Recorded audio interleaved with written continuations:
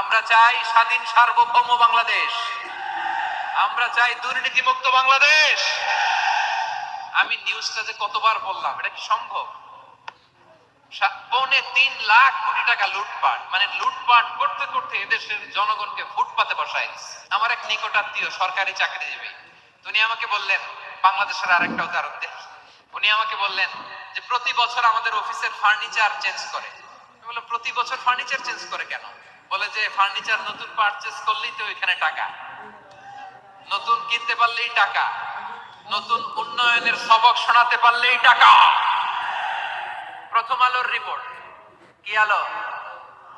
প্রথম আলোর রিপোর্ট, গত 15 বছরে উন্নয়নের নামে লুটপাট হয়েছে প্রায় 3.25 লাখ কোটি টাকা।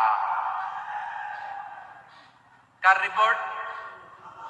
আমাদের বানানো কথা। প্রথম আলোর রিপোর্ট। গত 15 বছরে কারা ছিল জানেন তো? হ্যাঁ, শুধু ওনাদেরকেই দোষ দিয়ে লাভ নাই। স্বাধীনতার পর থেকে শুধু শাসকের হাত বদল হয়েছে। আমরা